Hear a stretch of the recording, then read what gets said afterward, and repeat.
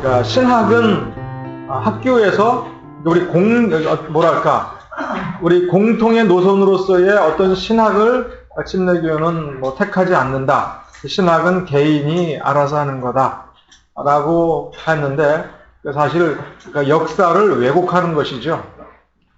침례교회도 처음부터 신학을 중심으로 해서 지방회를 구축을 했고, 그러니까 이 지방회를 구성할 때에 신학의 일치, 그 다음에 교회에서의 관행의 일치라고 하는 어떤 공통의 관심사를 가지고 일반 침례교회, 특수 침례교회가 따로 모였고 별도의 총회를 구성을 했던 겁니다.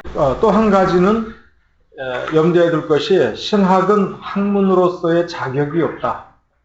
그래서 전통적인 신학은 신학이라고 하는 이름을 붙일 수 없고 신앙의 연속인데 그것은 어떤 이성에 입각해 있지 않고 어떤 미신적이고 원시적인 단계에 있는 사람들이 공포에서부터의 탈출, 불안감 때문에 갖게 된 그 신앙의 단계에서 벗어나지 못한 그런 거다 라고 하는 어떤 것을 통해서 전통적인 신학을 파괴해 왔습니다.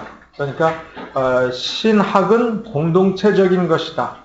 그리고 이 신학을 회복함으로써 우리는 보편교회의 공동체성에 우리가 접목을 하고 그것과 일맥상통하고 공통의 목적을 여기서 추진함으로써 이 신학을 추진하는 사람들, 그리고 그 신학에 입각한 목회자와 평신도가 이 땅에서 바로 공통의 목표인 하나님을 영화스럽게 하고 하나님의 뜻을 이루는 일에 참여하고, 그리고 여러분 뒤를 따르는 그런 제자들, 그 평신도들을 대표해서 신학을 회복해 나아가는 것이다.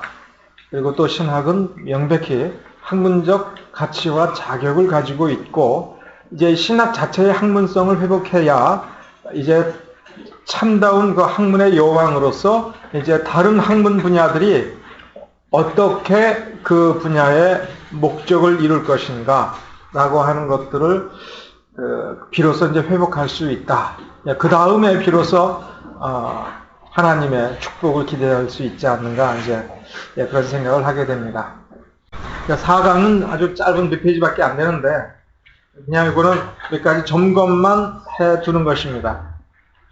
우선 인류가 두 부류로 나눠지고 학문과 세상, 이 모든 것들이 다 두 부류로 나누어지는 것입니다. 그런데 이 두 부류, 두 인류, 두 세계라고 하는 것은 남과 북이 이 휴전선을 사이에 두고 갈라지는 것처럼 그렇게 있는 것이 전혀 아닙니다. 외면적인 눈으로 보면은 하나의 세계입니다.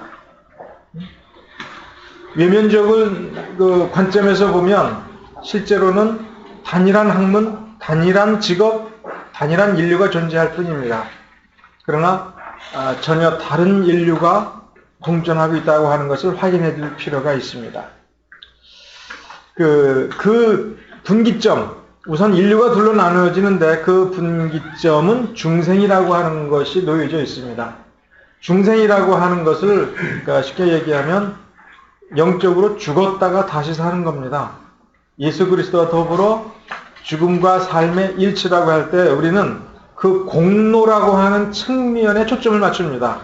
예수 그리스도의 그 영생의 능력을 내가 나도 나누어 받고 체험하기 위해서 그냥 십자가에서 돌아가신 주님과 함께 죽었다가 살아난다, 이런 관점에서 생각하는데, 그것이 아니라 하나님의 백성이 된다라고 하는 것은 마치 한 생명이 어머니 뱃속에서 잉태되어서 태어나는 것처럼 처음부터 그 존재의 밑바닥, 어떤 인간이 존재한다라고 하는 것은 바로 생명이 있다라고 얘기하는 건데, 그 생명 자체를 취소하고 새로운 생명으로부터 처음부터 다시 시작하는 의미, 존재의 가장 그 시초의 밑바닥부터 시작을 하니까 그 어머니 뱃속에서 새로 생긴 아이는 점점점 그 사람의 그 태아의 모습을 갖춰 나가고, 그리고 어느 틈엔가는 그 생명으로서 갖게 되는 의식,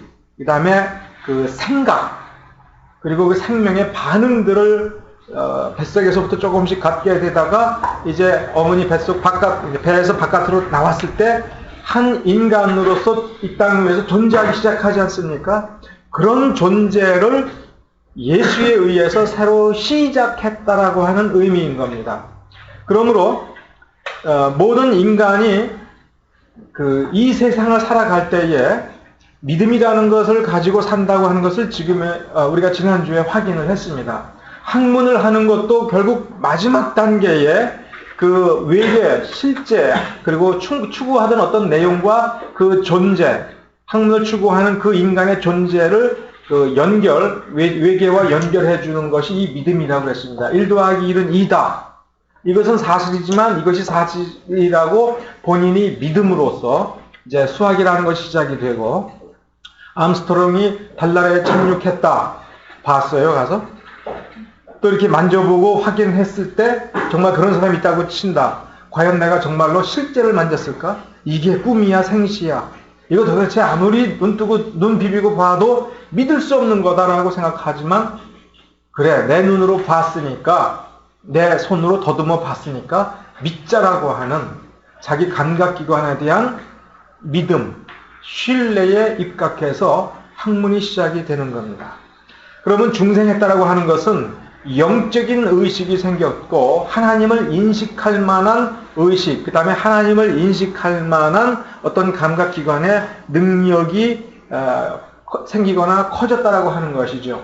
그럼으로써 중생한 사람과 중생하지 않은 사람은 이 근본적인 그 변화가 있기 때문에 외면적으로 같은 것을 놓고 보더라도 이미 그 의식 속에서는 그 다른 차원의 것까지도 생각하게 된다라고 하는 것. 거기에서부터 이 거듭난 사람들이라고 하는 그런 인류가, 어떤 점에서는 새로운 인류가 이 피조 세계에 존재하기 시작을 한 것입니다. 이 거듭남이라고 하는 것은 그 개인의 의식적인 노력에서 이루어지는 것이 아니라, 이것을 강조하기 위해서 성경은 이 거듭남을 접붙임, 어떤 나무에서 가지를, 들포도나무의 가지를 잘라서 참포도나무의 가지에 접붙였어요. 외면적으로 보면 새로 접붙인 그러니까 접붙인 이 가지는 외면적으로 보면은 하나도 바뀐 게 없어요. 들포도나무의 그 가지 그대로 있는 겁니다. 그리고 들포도나무의 그때까지 발달했던 세포 조직이라든가 그 줄기 속에 그 성장 단계를 그대로 가졌지만, 새로운 포도나무에 접붙여짐으로 새로운 영양분, 새로운 생명력을 받음으로써 그 다음부터는 새로운 열매를 맺게 되는 거죠. 그러니까 제가 집을 판넬집이지만 어렵게 새로 짓고 그 기념으로 감나무를 새로 좋은 거를 심었어요. 감나무 중에 제일 좋은 감나무가 이 월화시지 않습니까? 압니까? 그것도 이 진천 이남에서만 그 근처에서 이 월화시가 굉장히 제 맛을 내고 잘 자라는데, 그 동네에 이렇게 가서 물어봤더니 옛날에는 집값을 계산할 때 그 감나무가 집값을 좌우했답니다. 그러니까 오래된 집은 집값을 안 쳐도 감나무 숫자를 보고 그 울타리 안에, 그래서 감나무만 제대로 된 거 있으면 여름에 시원하지만 무엇보다도 자식 대학 보내는 거 걱정 안 했다. 이제 이런 정도였답니다. 상상이 안 가죠. 그거 감고 몇 개. 그런데 이 진천 넘어서 북쪽 지역에서는 이 월화시를 옮겨 심어도 이게 제 맛이 안 나고 제 크기가 안 나오면 됩니다. 그래서 뭐 월화시인지 어떤지 뭐 대봉시인지 모르겠지만 나무 가게에 가가지고 좋은 감나무를 새로 사다가 앞들에 심었어요. 근데 그 감나무가 아주 좋은 감나무인데, 이게 좋은 거를 처음부터 키우려면 3년 정도를 기다려야 됩니다. 근데 이걸 빨리 하기 위해서 이게 다른 거 2개를 접붙인답니다. 근데 마침 그 나무를 가을에 심었는데 그해 겨울이 굉장히 추웠어요. 굉장히 추워서 감나무는 이 추위를 별로 안 타는데 너무너무 추워가지고 이 가지가 얼었어요. 얼었는데 불행하게도 죽지는 않았어요. 불행하게도 이 생장점이라고 하는 부분이 있는데 그 위에 있는 거 죽으면 상관이 없대요. 다시 나오면 되니까. 근데 그 밑에 있는 것이 죽으면 아무 소용이 없답니다. 거기서부터 이게 좋은 것이 새로 접붙인 좋은 것이 올라가니까. 조금 이 성경에서 나온 비유하고는 좀 거꾸로 나쁜 것을 잘라서 좋은 것에 접붙여서 좋은 열매를 맺게 했는데 그래서 그 나무까지는 살았죠. 그런 것처럼 우리가 중생했다 할 때에는 우리의 그 중생 단계까지의 육적 성장에는 외모상으로는 전혀 그 차이를 알 수가 없습니다만은 외부의 그 힘에 의해서, 그러니까 접붙임이라는 비유를 성경에 사용하는 이유는 그 나무가 스스로 할 수가 없는 거예요. 내가 이 나무 있다가 야, 이 나무 있어봐야 좋은 열매 못 맺고 사랑 못 받으니까 절로 가야겠다. 이렇게 그 나무까지가 스스로 선택할 수 없고 그 나무도 아니요. 바로 그 나무의 주인이라고 하는 인격체라고 하는 그 나무 외부의 절대적 존재가 절대적 행위에 의해서 그 나무의 의사하고는 상관없이 그를 새로 접붙임으로써 전혀 다른, 질적으로 전혀 다른 열매를 맺게 된다라고 하는 것을 나타냅니다. 그러므로 이제는 전혀 다른 그런 질적 존재가 되었다는 것을 나타냅니다. 그리고 이 접붙임이라고 하는 것, 인간의 중생이라고 하는 것은 영적 차원의 것이기 때문에 그 똑같은 중생을 체험하지 않은 전혀 다른 부류의 원래적인 인간들은 이 중생한 사람들이 어떤 인간들인지 어떤 질적 변화를 겪었는지를 전혀 이해하지 못한다 하는 점을 우리가 염두에 둬야 됩니다. 그러니까 이 두 세계는, 그러니까 중생 받은 자의 사유와 그들이 살아가는 세계와 중생하지 못한 자의 세계는 똑같은 학문을 하더라도 그들은 전혀 다른 결론에 도달한다 하는 것입니다. 그것이 이제 46쪽 상단부에 거기까지 기술된 내용들입니다.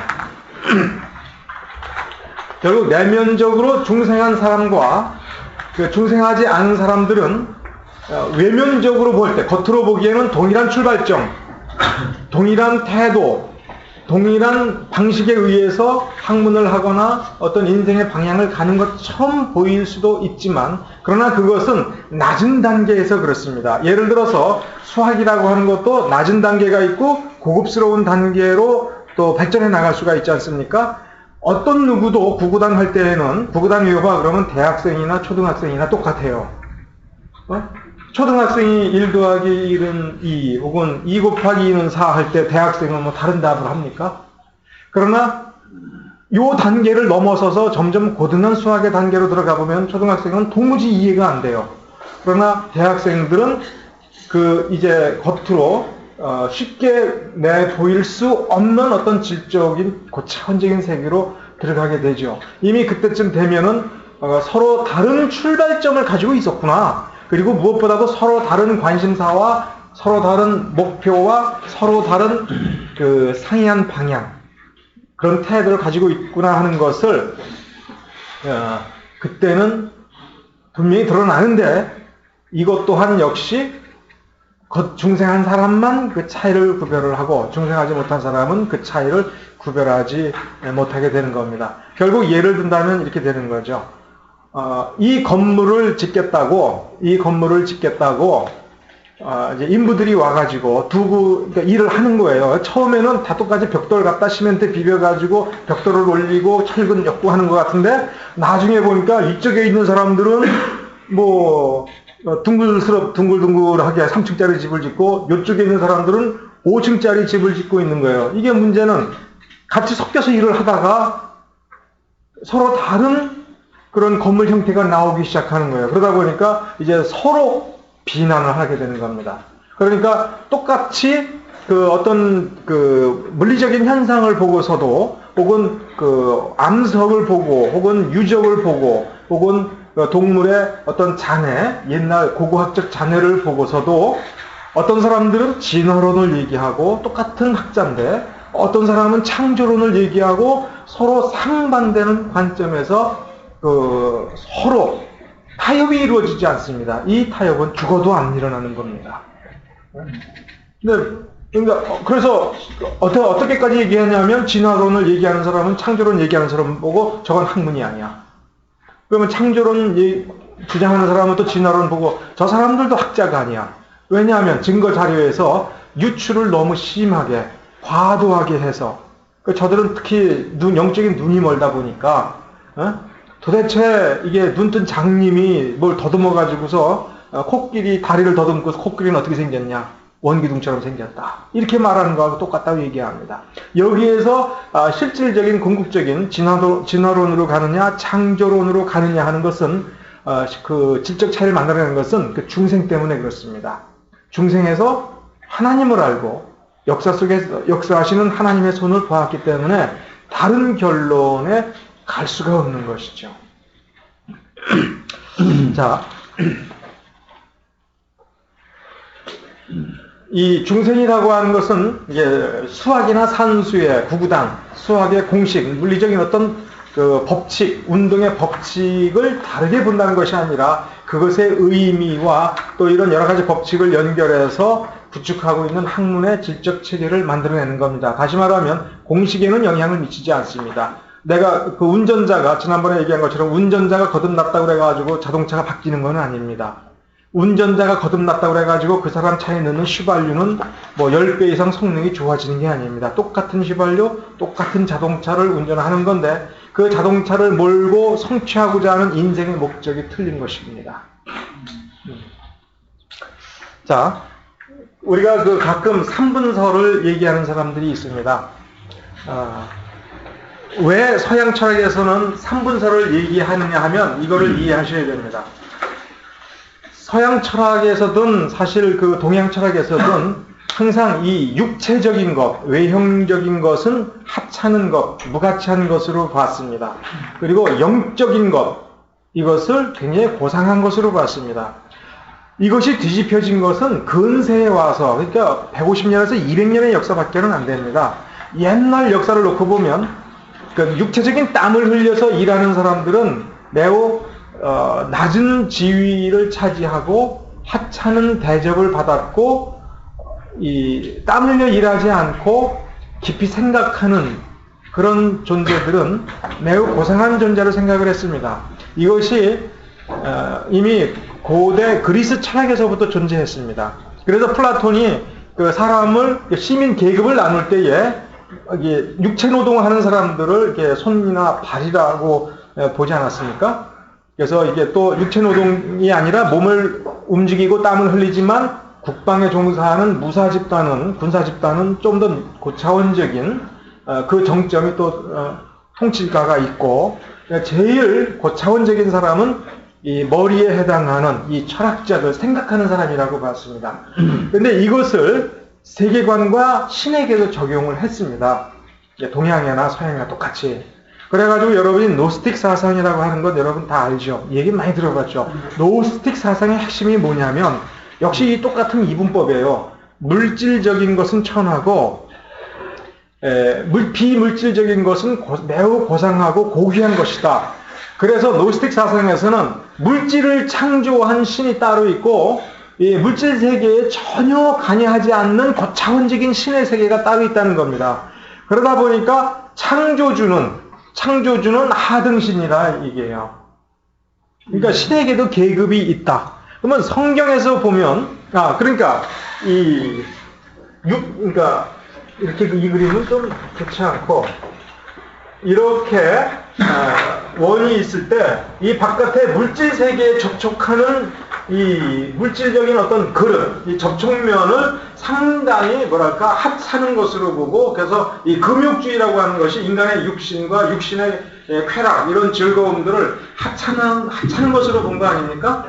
그래서 이 육신적인 것을 탈피해서 전적으로 하나님만 생각하고 그래서 뭐 심지어 굶어 죽다시피 할수록 피골이 상접할수록 그리고 걸친 것이 남루할수록 매우 고결한 인품을 갖추었고 하나님과 가까운 사람이라고 본 거죠. 그래서 신의 세계도 맨 물질 세계에 접하는 그 하등 신의 세계와 그것과 전혀 접하지 않는 고등 신의 세계가 있다고 노스틱이 본 거죠. 근데 이 인간을 놓고 봐도 육신이 있고 영적 존재가 안에 있는 거죠. 그런데 이렇게 놓고 보면 이 물질적인 것하고 영적인 것이 서로 이게 결합을 할 수가 없어요. 그러니까 이 사람의 육신은 별도로 있고 이 껍데기 속에 영적 존재가 있는데 이 물질적인 거하고 접촉하면 역시 하등한 존재가 되어버리죠. 그러니까 이 고귀한 하나님의 그 숨결 하나님의 직접적인 창조물인 고차원적인 영적 존재와 육적 존재를 매개하는 중간 존재를 인간의 내면에서 반드시 설정하지 않으면 안 되게 돼 있어요. 그래서 그 영, 혼, 육이라고 하는 삼분설로 가게 됩니다. 그러니까 이 관념 자체가 성경과 아주 상반된 관점을 가지고 있습니다. 세상을 창조한 그분은 하등신이 아니라 유일하고 가장 고결한 최고의 그분 한 분이고 성부, 성자, 성령 사이에는 계급적인 위계 질서가 존재하지 않고 모두가 평등한 분이라고 성경이 일반적으로 가르치고 있죠. 그러니까 이 삼분설하고 기독교 신학하고는 근본적으로 맞지 않는 겁니다. 여러분 기독교 신학에서는 육이라고 해가지고 천하를 여긴 게 아닙니다.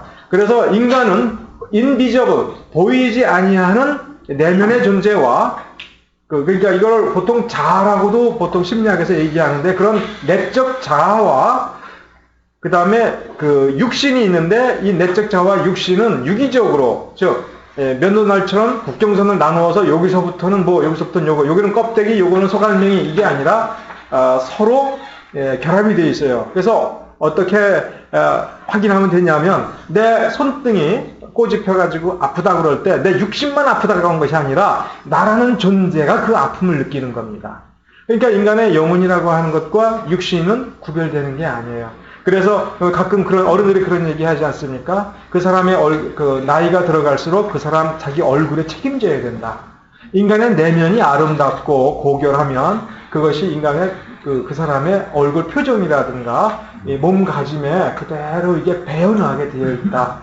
그것도 역시 유기적 통합체라고 하는 그런 것과 아주 밀접하게 연결이 되는 거죠. 그래서 인간이 처음에는 그 영적 존재의 의식 속에 중생의 씨앗이 뿌려지고 그 중생이 자라나지만 결국 육신에 이르기까지 그 중생된 삶의 그 영향권 안에 점점 접어들어가고 우리가 그 예수님을 우리가 그 성경에서 확인해 보면 역시 알 수 있는 것처럼 예수님이 부활하셨을 때 육신을 버린 것이 아니라 그 부활체는 육신조차도 변화시킨 육신이었죠. 그래가지고 그 육신조차도 그 영적인 어떤 그 능력을 갖게 되어서 육신은 육신이지만 영과 더불어서 같이 물체, 벽도 통과하고 순간적으로 장소를 이동하고 또 배고픔도 못 느끼고 이제 그런 존재가 된 것처럼 우리의 육신이 중생의 완성이 될 때에는 이제 그렇게 변화가 되는 것이죠. 그러므로 이 세상에서 중생하지 못한 사람들은 그 자체를 그 중생의 효력을 전혀 못 느끼기 때문에 똑같은 일을 하더라도 전혀 별다른 것들을 하게 되죠. 그러니까 예를 들어서 의학을 생각해 봅시다. 의학이 존재하게 된 이유는 인간이 원죄 때문입니다. 원죄 때문에 발생한 게 뭡니까? 질병과 죽음 이런 거죠. 그래서 이 죽음을 그 다음에 질병을 최대한 이런 것으로부터 해를 덜 받거나 이 죽음을 인간의 노력에 의해서 뒤로 미루기 위해서 개발한 것이 의학적 지식이라고 하는 거죠. 그러니까 이것도 영적인 눈을 띄어서 놓고 보면 하나님의 보편적인 그리고 일반 은총의 영역에 들어가는 겁니다. 예를 들어서 의학적 지식이라고 하는 것이 어디서부터 나온 겁니까? 조금 중간 설명을 생략한다 하고 바로 결론에 도달하고 본다면 인간을 창조하신 그리고 지혜와 지식의 근본이신 하나님이 허용해 주심으로 인간의 노력에 열매를 맺게 해서 의학적 지식이 점점 쌓여지게 하는 것이죠. 그렇다면 이 의학적 지식을 통해서 무엇을 도모해야 되냐면 마치 예수의 보혈의 공로를 통해서 영혼의 질병을 치유하고 그 인간 자체가 중생에 들어가는 것처럼 인간의 그 육적 질병을 치유해서 육적 질병을 치유하니까 그 인간의 육신을 통해서 뭐를 도모할 수가 있는 겁니까? 하나님의 영광을 실현하기 위해서 건강한 육신으로 일을 해 나갈 수가 있게 되는 것이죠. 이것이 중생한 의학자가 추구해야 될 마땅한 목표인 겁니다. 그러나 똑같은 의학적 지식을 학교에서 배웠을 때에 중생하지 못한 사람들은 그 의학의 궁극적인 목표, 의학을 통해서 다른 사람들이 그 개개인들이 가지고 있는 삶의 궁극적인 목적을 이루도록 하는데 도와준다고 하는 의식을 상실해버리고 이것을 돈벌이의 수단으로 생각하고 혹은 자기가 사회적 지위를 얻고 출세하고 그로써 어떤 권력을 향유하는 데에 이 지식을 활용하고 그럼으로써 때로는 독선에 빠지기도 하죠. 예를 들어서 법이라고 하는 것도 생각해 봅시다. 법이 존재하게 된 이유도 뭡니까? 이 원죄 때문에 법이 존재한 겁니다. 왜냐하면 원죄, 죄를 저지르고 나서 인간이 아담과 하와가 쫓겨나면서 제일 먼저 저지르는 것이 살인이라는 죄악입니다. 인간과 인간 사이에 서로 조화와 질서와 협력과 사랑이 아니라 다른 사람을 해치고 파괴한 것을 이 법이라고 하는 것을 통해서 막고 법이 있기 때문에 하지 말라고 강제할 수 있는 거죠. 못하게 하는 거죠. 못하게 해야만이 인간은 그나마 억제가 될 수 있는 겁니다. 그래서 원래 법의 존재 목적은 죄악된 그 본성을 그대로 실천하는 것을 억제하는 목적이 있습니다.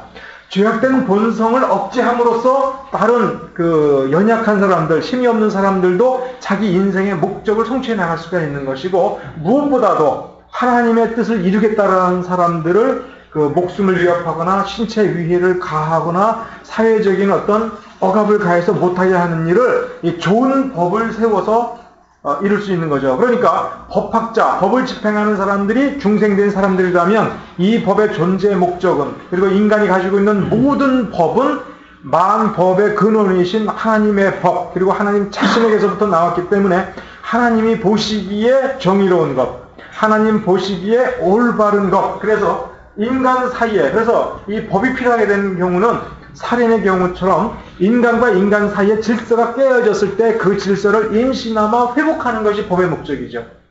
그런데 이 중생하고 하나님을 두려워하지 않는 사람들은 이 법을 통해서 자기가 속한 특권 집단의 이익을 보호하고 약한 사람들의 정당한 요구를 묵살하는 데에 이 법을 사용해서 악법을 만들게 되죠.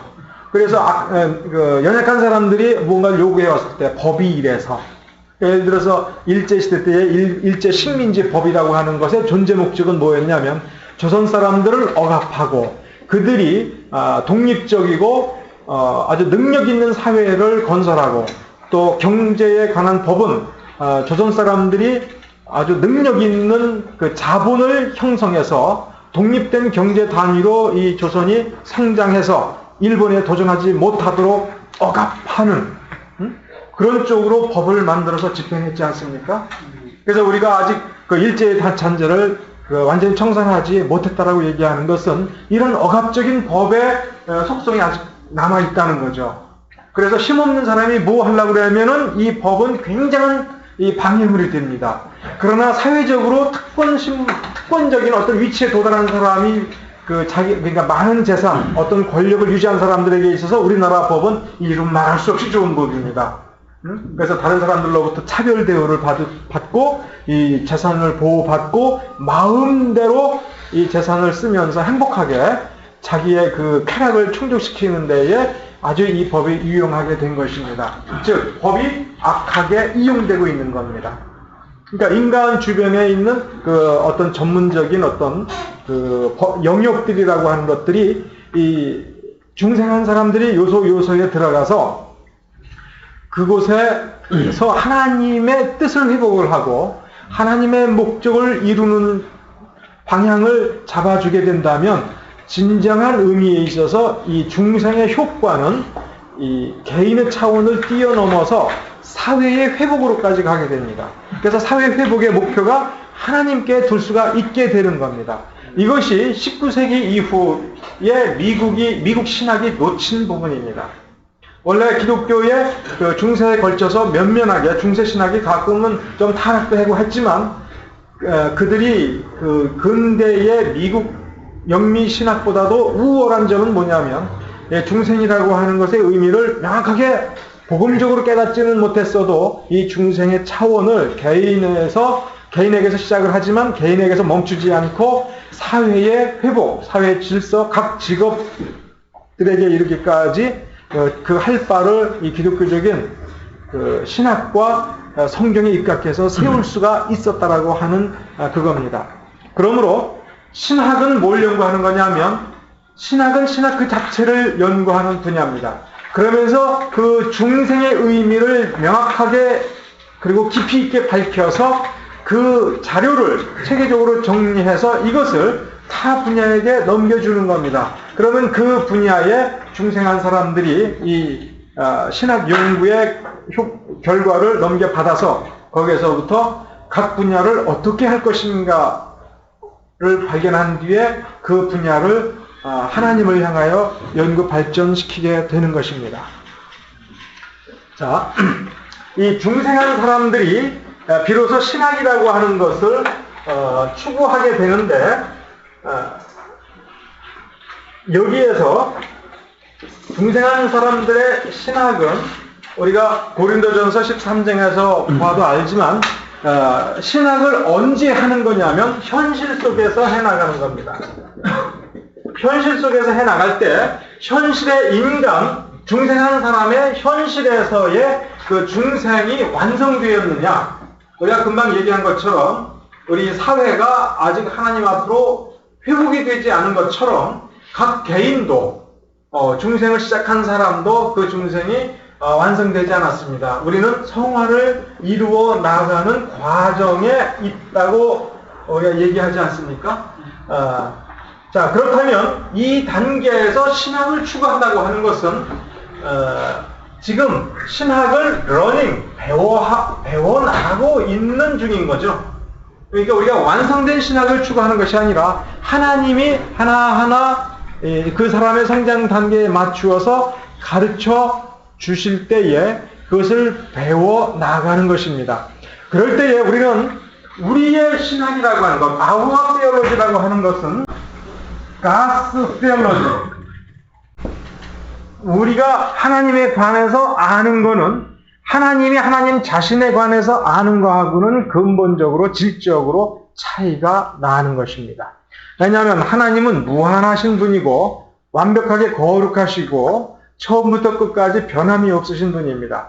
그래서 하나님은 자기 자신에 관해서 무한히 충족적으로 완벽하게 자기 충족성, 그러니까 외부에서 뭔가를 더 배워올 필요도 없고 다른 사람한테 나 어떠냐 물어볼 필요 없이 가장 완벽하게 아는 겁니다. 그러나 인간은 중생된 자로서 여전히 죄의 흔적들, 죄의 습관들이 남아있는 상태에서 의식이 조금씩 회복해 가면서 이 하나님으로부터 배워나가는 것입니다. 그래서 우리의 신학은, 우리의 지금 신학한다라고 할 때의 그 연구 대상은 하나님 자신이 아니라 하나님에 관해서 우리에게 자기가 알고 있는 것 중에 일부를 계시해 주었을 때 이 모사된 복사본의 신학 그것을 우리는 하나하나 배워 나간다라고 하는 것을 염두에 두셔야 됩니다. 이제 49쪽에서 이제 우리는 theology와 도그마의 개념을 우리가 확인해 보겠습니다.